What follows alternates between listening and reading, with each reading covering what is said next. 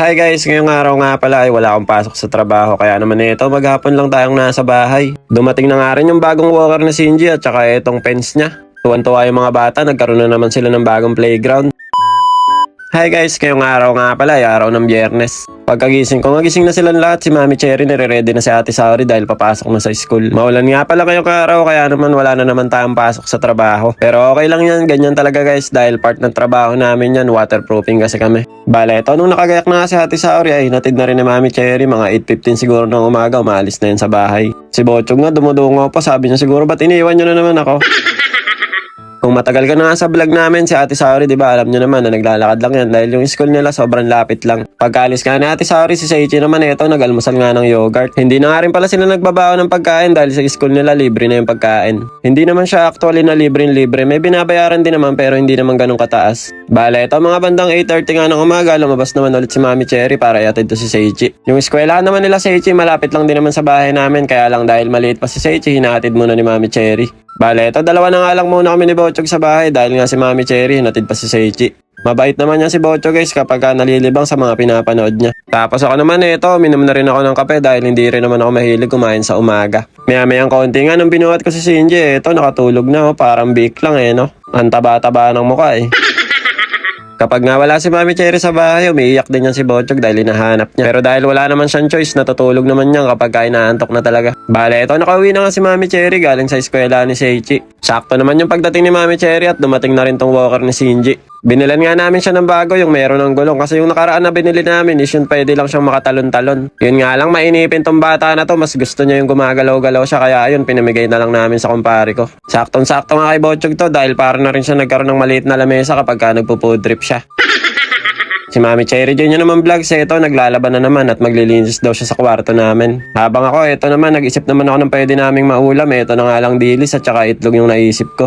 Alam niyo naman kapag umuulan yan ang masarap na ulam. Pritong tuyo, pritong dilis, pritong itlog, tapos samaman ng Lucky Me beef. Tara kain tayo guys, itadakimasu. Kung tatanungin nyo pala guys, ang galing yung dilis namin, galing ba yan sa nanay ni Mami Cherry, pinadala sa bahay namin. May mga dilis din naman sa Japan, kaya lang hindi pa ako nakakita ng hapon na kumain na ito na pinirito.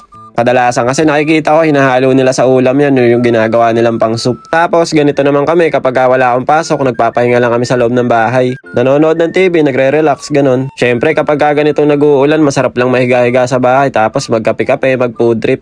Mga bandang alauna nga mahigit ng hapon, lumabas ako saglit para bumili ng tinapay. Maaga daw kasi lalabas ngayon si Ate Saori, siguro mga 1:30 lang ng hapon, uwian na nila. Kaya naman lumabas ako para pumunta sa may 7-Eleven para bumili ng tinapay ni Ate Saori at saka merienda rin ni Seichi.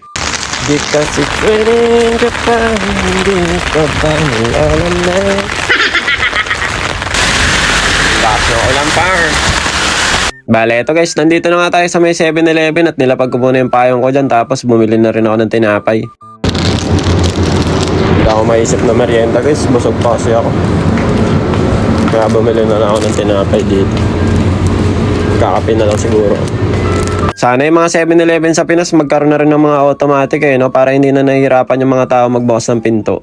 Pagkagaling ko nga sa 7-Eleven guys, alam nyo ba hinihintay ko pa si Ate Saori dito sa labas? Yung pala, nandito na pala si Ate Saori sa taas, naunahan pa ako. Tapos pag-uwi naman ni Ate Saori, si Mami Cherry naman yung nagbihis kasi meron silang meeting sa school nila Ate Saori ngayon. Pagkaalis nga ni Mami Cherry, ito nagmerienda na rin sa Ate Saori at saka ito si Boss Shinji. Food trip na naman si Bochog baka Bochog yan. Nako guys, si Bochog kanina humahalakhak na naman kakatawa dahil tuwan-tuwa na naman sa ate niya.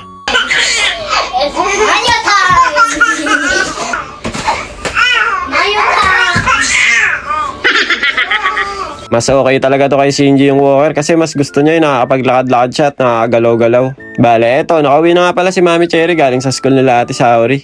Si Bochog yung nga nagutom kakatawa kaya ayan, pinagmerienda na naman ni Mami Cherry.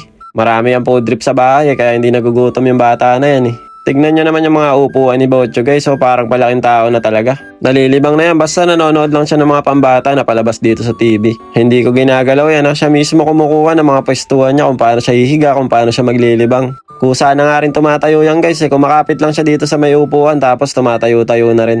Mga bandang mag-alas 4 nga ng hapon nasundo na rin ni Mami Cherry si Seichi. Bad trip nga daw si Seichi kanina guys nabasa kasi ng ulan yung pantalon niya. Bale, ito na nga guys, finally, ang pinakahihintay namin na dumating, yung paints na pang baby. Dahil nga si Shinji, nakikita nyo naman, hinaharangan lang namin ng karton sa may pintuan. At dahil nga meron namin pens na nabili para sa kanya, upgraded na si Bochog nyo, hindi nahaharangan ng karton sa may pintuan. Parang mas nag-enjoy pa nga yung ate at saka yung kuya niya, mas nauna pang sumampay.